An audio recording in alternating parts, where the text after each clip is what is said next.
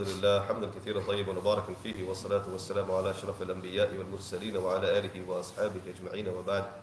Alhamdulillah, continuing on the series of Nihayatul Talimeen, the next person that we'll talk about that Allah Azza wa Jal briefly mentions in the Quran is also from the people of Musa alayhi salam.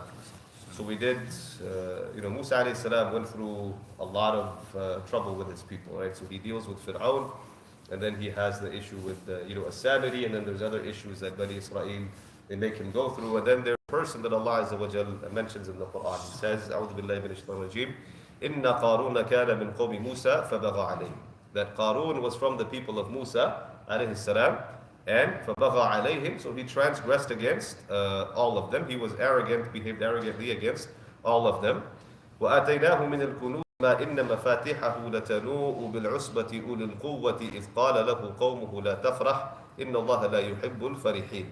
When we had granted him such treasures that even their keys would burden a strong group of men just to carry the keys. And they mentioned about how it took like 40 or something camels just to carry the keys of his treasures, right? He had a lot of wealth. And he had seemed to be someone that was actually close to Fir'aun. Even though he was from Bani Israel, was close to Fir'aun, was given a lot of wealth, a lot of treasures. And these are, with the Zalimin, they do this as well, right? They use the people they abuse, they use people from them in order to continue their oppression and aggression against them as well. And so he was probably one of those people, Allahu A'lam. But he was somebody that had, obviously left with Bani Israel and had taken this great deal of wealth, and over time had also amassed a great deal of wealth. And so he had, just his keys. That's how you know that, someone is extremely rich. You don't see their actual wealth, but you see what it takes for them to, access their wealth, and you just imagine, right? Just, these animals just to carry the keys for his treasures, right? Allahu A'lam, what he actually had, but it was a mass of wealth. And it was to the point where righteous people from other people, from the people of Musa alayhi salam, would advise Qarun, right? They would advise Qarun. So they mentioned, Allah Azza wa Jal mentioned this, إِذْ قَالَ لَهُ قَوْمُهُ لَا تَفْرَحْ إِنَّ اللَّهَ لَا يُحِبُّ الْفَرِحِينَ. When some of his people advised him, do not be prideful, Allah does not like those who are prideful. Meaning, don't be so overly joyed over your wealth that, this is something that you should be treated above other people. And then they continue, وَابْتَغِ فِيمَا أَتَاكَ اللَّهُ الدَّارَ الْآخِرَةَ وَلَا تَنْسَ نَصِيبَكَ مِنَ الدُّنْيا. Rather seek the reward of the hereafter by means of what Allah has granted you without forgetting your share of this world. وَأَحْسِنْ كَمَا أَحْسَنَ اللَّهُ إِلَيْكَ, and do good to others as Allah has been good to you. إِنَّ اللَّهَ وَلَا تَبْغِ الْفَسَادَ فِي الْأَرْضِ, and don't cause corruption and problems on the earth. إِنَّ اللَّهَ لَا يُحِبُّ الْمُفْسِدِينَ, Allah does not like those who are corrupt. And then what did he say? He said, قَالَ إِنَّمَا أُوتِيتُهُ عَلَى عِلْمٍ عِنْدِي. He says, I have granted all of this because of some knowledge that I have. Meaning, I'm smarter than you. I know, I can do business better than you. I took more advantage of opportunities than you. Or some of them even mentioned in the Mufassirin that he had some kind of special knowledge, that he was able to do things that other people weren't. Some kind of advanced, knowledge, that he was just smarter and he was able to create something that, other people couldn't do. But he says, إِنَّمَا أُوتِيتُهُ عَلَى عِلْمٍ. I have been given this as a result of my knowledge that I have from myself. So this is something that I have procured from amongst myself. أَوَلَمْ يَعْلَمْ أَنَّ اللَّهَ قَدْ أَهْلَكَ مِنْ قَبْلِهِ مِنَ الْقُرُونِ مَنْ هُوَ أَشَدُّ مِنْهُ قُوَّةً وَأَكْثَرُ جَمْعًا. Then Allah Azza wa Jal mentions, did he not know that Allah has already destroyed some from generations before them who were far superior to him in power and greater in accumulating wealth. And you had, Nimrud and even Fir'aun, right? Fir'aun had more of, what this guy had. And then Allah says, وَلَا يُسْأَلُ عَنْ ذُنُوبِهِمُ الْمُجْرِمُونَ. There will be no need for the wicked to be asked about their sins, meaning Allah Azza wa Jal destroyed them. He doesn't have to, ask them or, hold them accountable for their sins, because He knows what their sins actually are. And then He mentions, فَخَرَجَ عَلَى قَوْمِهِ فِي زِينَتِهِ. That one day He sets out in front of His people in all His glamour, right? He wants to demonstrate to people. Now the story about this, one of the things that happens is when Allah Azza wa Jal says that فَبَغَى عَلَيْهِمْ, that he transgressed and wronged his people, Musa alayhi salam is revealing halal and haram, right? He's getting wahi, revelation from Allah Azza wa Jal, and he's teaching people halal versus haram. And so one of the things that he's teaching them about is the rights that are due on their wealth. for other people, for the poor, and so on and so forth. And so Qarun does not like this. And he hatches a plan. He says, look, and he sits with other, of the wealthy people, and he says, this guy is telling us what to do with our money. Right now, he's getting involved in our personal affairs. He wants to tell us, God says this, God says that, pray, that's fine. But now he's getting involved in my personal affairs. He's telling me how to run my money. And so in his Sharia, meaning in Musa alayhi salam, it says that if somebody commits zina, they should be stoned. Right? If they commit zina, they should be stoned. And so let's pay a woman to go and make an accusation against Musa alayhi salam that he committed zina. And they did precisely this. Right? They did precisely this, where they paid a woman, they brought her in front of Musa alayhi salam in a court of people, and they said, look, this woman has something to say. And she accused the Prophet of Allah, Musa alayhi salam, of committing zina. And obviously Musa alayhi salam is taken aback by this. And all he does is he simply asks her for clarification. That you really saying you did this with me? And then she's so taken aback because again, this is the Prophet of Allah. This is the man that saved them from Fir'aun. This is the man that, in front of who Allah Azza wa Jal parted the sea.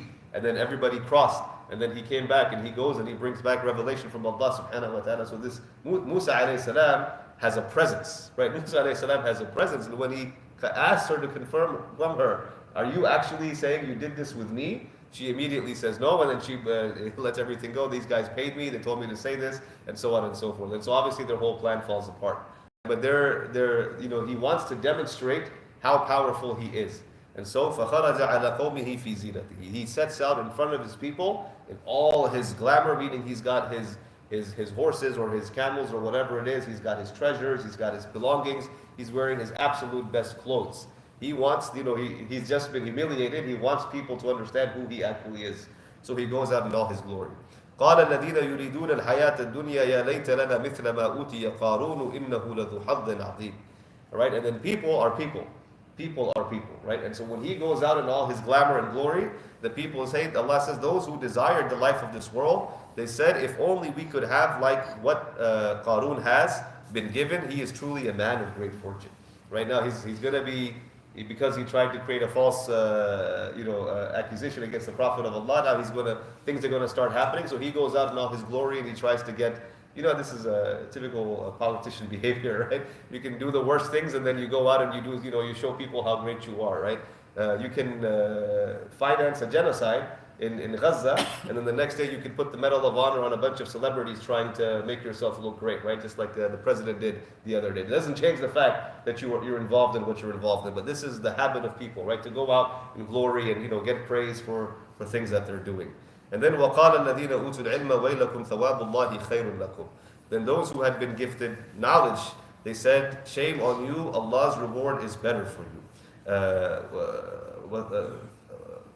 ثواب الله خير لكم خير لمن آمن وعمل صالحا ولا يلقى إلا الصابرون. Shame on you, Allah's reward is far better for those who believe and do good, but none will attain this except the steadfast. And one of the things Musa alayhi salam was told after this happened was, Allah Azza wa Jalla said, I will give you command over the earth. I will give you command over the ground.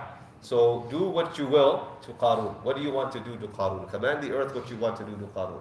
So Musa alayhi salam said, I want the earth to swallow him up and everything that he has.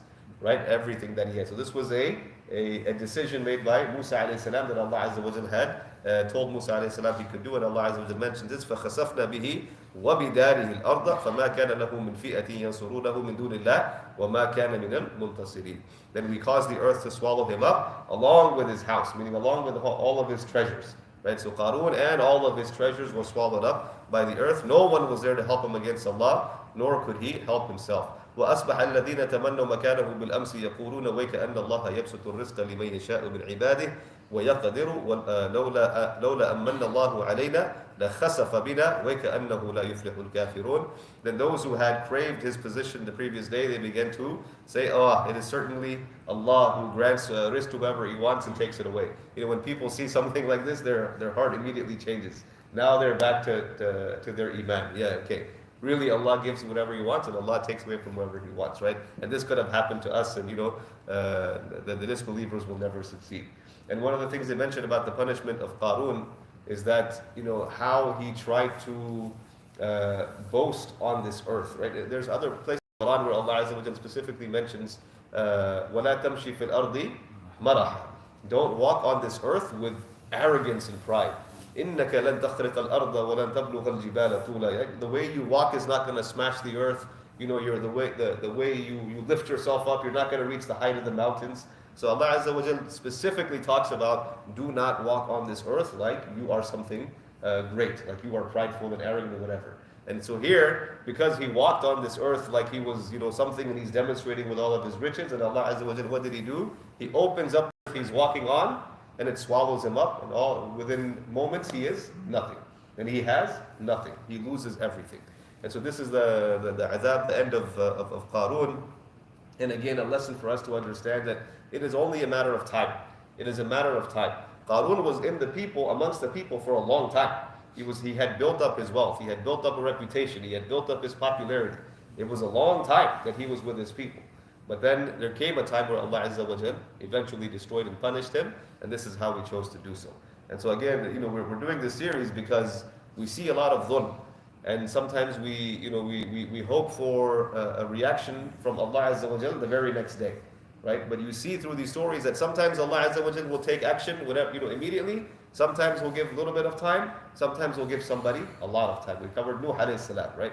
900 something years His people tortured him. 900 something years, right? And so Allah Azza wa Jal decides when the time is going to come. But we know for certain that the zalim is going to get his end.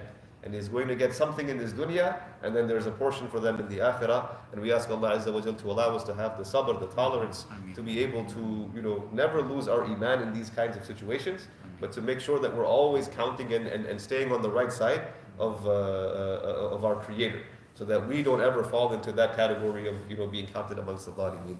Jazakumullah khair. Wassalamu alaikum wa rahmatullahi wa barakatuh.